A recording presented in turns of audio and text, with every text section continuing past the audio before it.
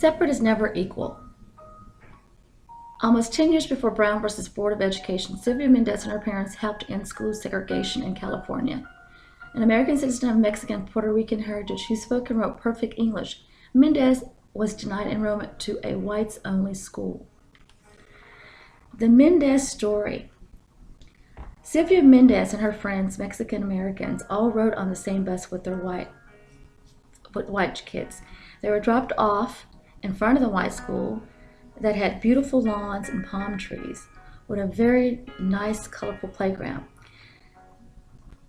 And they had to walk from the white school to their Mexican school. They were given hand-me-down books from the white school that were torn, and they were taught domestic skills and not academics. The fight was for equal education, housing, and equality in society. We serve whites only, no Spanish or Mexicans. After the Civil War, Mexican Americans arrived in South Texas, and attitudes from the D South was reflected upon them. Some of the attitudes were that they were lazy, shiftless, dumb, and didn't like to work. Mexican Americans did not fit into any category, white or black, but in the 20th century, they were declared white, but did not have some of the same rights as blacks, and sometimes they were killed and lynched for no reason. Very important court cases was Lau versus Nicholas, a San Francisco case that ensured that English be taught to second language learners, or ELL learners, in schools as well as their parents. Casadena versus Pickett was an appropriate action to make sure that this was happening, to make sure that they were getting the proper curriculum, qualified staff, and programs to be able to learn Spanish and English. The Supreme Court ruled that schools were prohibited from denying immigrant students access to a free public education as a U.S. citizen, and that was Plyer versus Joe. Texas facts. Hispanic students accounted for the largest percentage of total enrollment in Texas public schools in 2016 and 2017, 52.4%, followed by whites, 28.1%. Hispanics were the economically disadvantaged went up from 54.4% to 59.0%, and ELLs rolled from 14.8% to 18.8% in 10 years. The cost of success.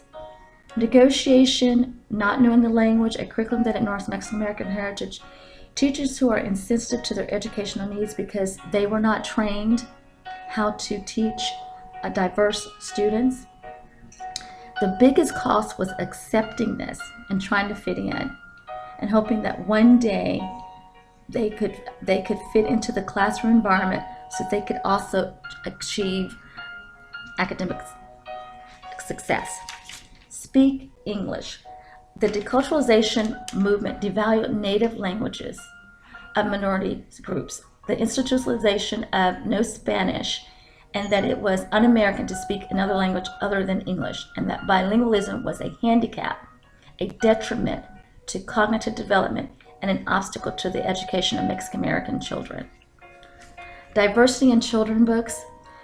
This picture here depicts the fact that authors and illustrators would choose animals and trucks, and of course white children, far greater percentage than they would choose Latinos and African Americans or Asians.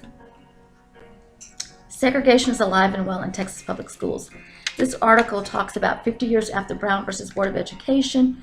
Schools centered mainly along the border in urban areas such as Houston, Dallas, Fort Worth, and Austin lack the proper funding to provide at-need students with accessible technology and skilled teachers that their peers in higher income areas receive, per the report by the Educational Law Center, that the marginalization of people of color is an endemic problem in American society, and education is a symptomatic of greater issues of segregation. In order for tomorrow's generation to rise above the place that Americans put them in, we must provide them the tools to do so. The end of affirmative action may not be much longer. Trump is overturning the Obama ruling about diversifying schools and colleges. This is just the beginning of a long line of changes in America.